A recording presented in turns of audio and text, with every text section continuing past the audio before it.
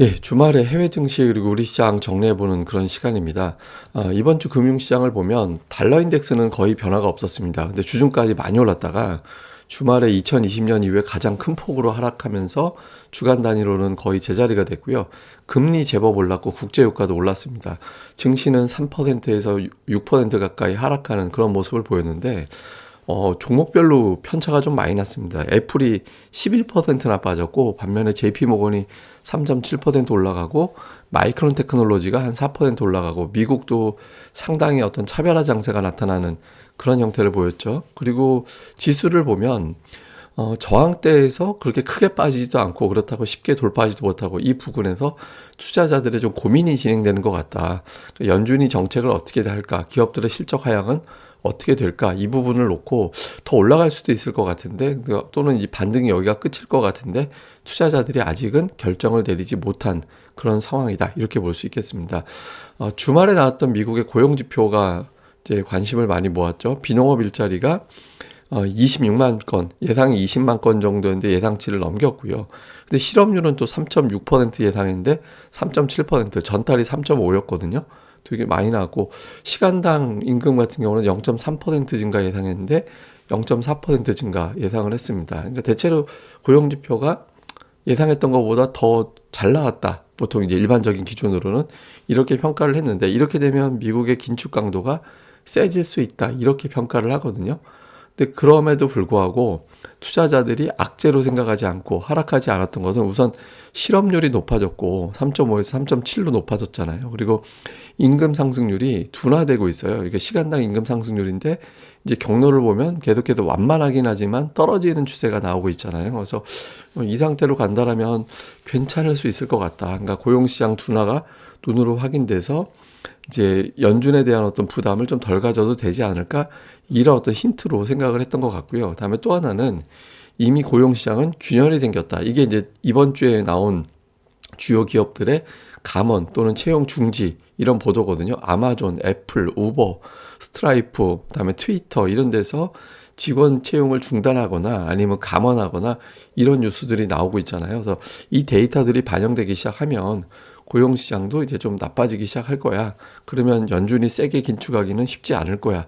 그러니까 이렇게 해석이 돼서 시장은 좀 반등하는 그런 어떤 흐름으로 만들어냈던 것 같습니다.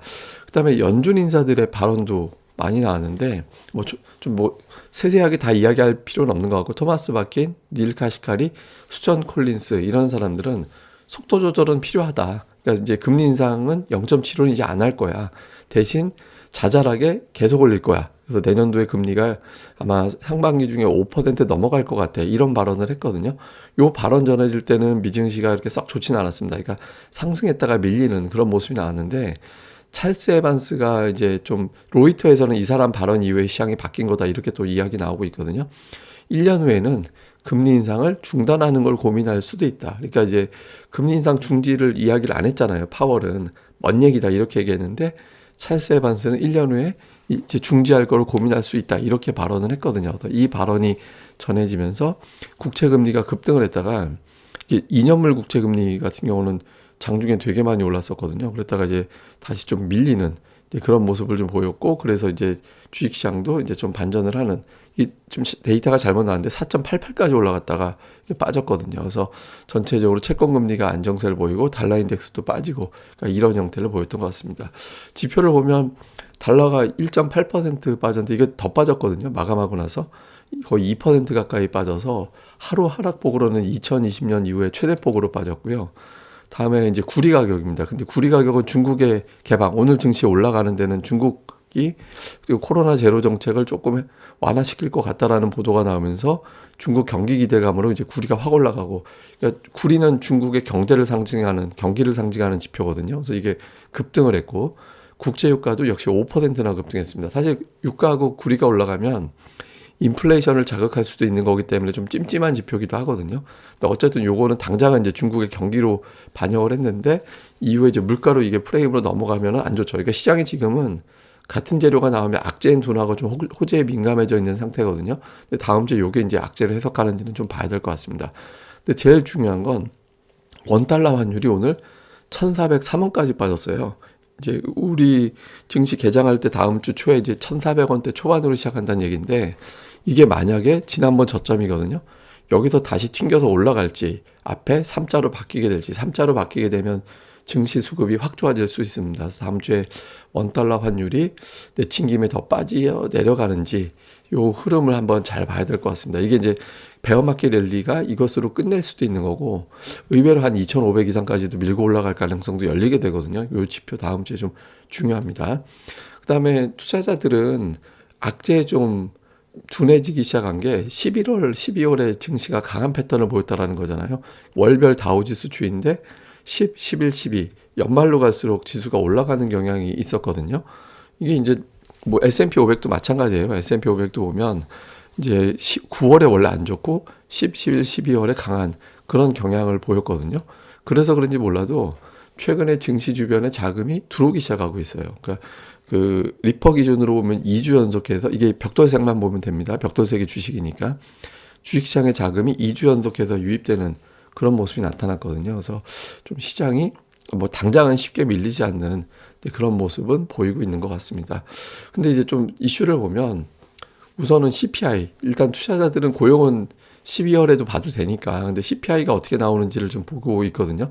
다음 주에 이제 나오는데 국제유가가 부담이 될 수 있잖아요. 유가가 이제 그 이후에 또 올랐기 때문에 그래서 유가가 여기서 뭐 100달러 이야기 나오면 최근에 시장 분위기가 또다시 반전하는 그러니까 인플레이션 우려로 또 반전할 가능성도 없지 않거든요. 그래서 국제유가의 어떤 움직임이 어떻게 나오느냐, CPI를 또 어떻게 해석하려고 하느냐, 이게 이제 중요한 변수가 될 것 같고요.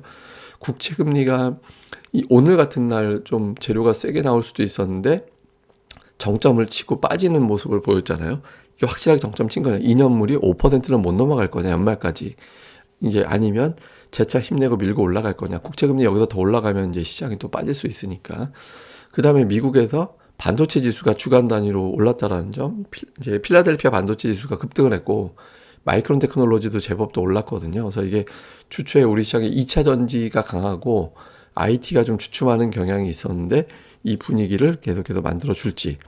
그 다음에 원달러, 저는 이것만 보면 될 것 같아요. 원달러 환율이 1,300원을 볼까? 아니면 여기서 튕겨 올라갈까? 지수가 이제 2,350이 끝이 될지 의외로 2,400 넘어서 한 2,500원 저리까지도 가는 거 아니야? 이렇게 이제 결정짓는 중요한 지표 중에 하나가 될 수 있거든요. 그래서 주초에 1,300원의 움직임 잘 볼 필요가 있습니다. 제가 코스피 그 하나의 어떤 데이터를 좀 보여드리려고 하는 게 코스피가 이제 5% 이상 올라가면 그 다음 달에 대체로 올라가는 경향이 좀 있었거든요. 그러니까 지난달에 6.4% 올라갔잖아요. 그래서 이번 달에 올라갈 것 같긴 한데 그러니까 데이터대로라면 근데 시장이 녹록하진 않죠. 그러니까 제가 오늘 아침 기준으로 봤더니 10월 이후에 코스닥이 플러스라도 0.1%라도 오른 종목이 670개인데 하락한 종목이 더 많아요. 종목당 수익률도 마이너스 0.3이고 근데 코스닥 지수는 이 기간에 3.2% 올랐거든요. 그러니까 차별화 장세가 진행이 되고 있다라는 거죠. 근데 저는 그동안에 제가 계속 차별화 장세 이야기를 했었잖아요. 시장이 차별화 장세가 진행될 것 같다. 근데 제가 이제 지금은 차별화 장세가 이전보다는 조금 약화될 가능성은 있습니다. 지금 ADR이 한 90, 100 요 사이 왔다 갔다 하고 있어서 차별화 장세가 조금 이제 부드러워질 가능성은 있는데 여전히 압도적인 어떤 광범위한 종목들이 올라가지는 않을 것 같고 이전에 좀 쉬었던 종목들 한두 개 정도가 합류하는 그런 형태가 될 가능성이 있다라고 보여지거든요. 그러니까 2차 전지 독주 장세에서 조금 붙는 종목들이 나올 것 같습니다. 그래서 주초에 이제 이런 종목들이 뭐가 되는지 좀 잘 봐야 될 것 같아요. 근데 저는 그 목요일이 하나의 중요한 기준이 된 것 같아요. 왜냐하면 목요일이 미증시가 3% 하락했기 때문에 하방 세력들이 밑으로 때리려면 얼마든지 놀 수 있는 날이었거든요. 근데 그날 지수를 안 떨어뜨렸잖아요. 그래서 이게 하방 세력들이 장기성 자금이 들어오니까 쉽게 못 노는구나. 시장이 좀 밑으로 일방적으로 두들겨 맞는 게 쉽지 않은 장이구나라는 거를 이제 목요일이 보여줬다라고 생각하거든요. 그러니까 지금 그렇다고 해서 이게 뭐 올라간다 이런 측면보다는 쉽게 안 빠지는 장이다라는 거예요. 그러니까 제가 지수가 올라간다 내려간다 이게 지금 중요한 게 아니라 종목 장세 환경이 계속 만들어지고 있거든요. 그래서 지금 말씀드린 대로 차별화 장세 속에서 2차 전지 독주에서 좀 합류할 가능성이 몇 개가 높아서 주초에 그 외 종목들 뭐가 튀어 올라가는지 이제 이걸 자꾸 집중해 보셨으면 좋겠습니다. 예, 어쨌든 이 방송 좀 구독하기, 좋아요, 또 새로운 방송 시도 많이 할 거니까 좀 부탁을 드리고요.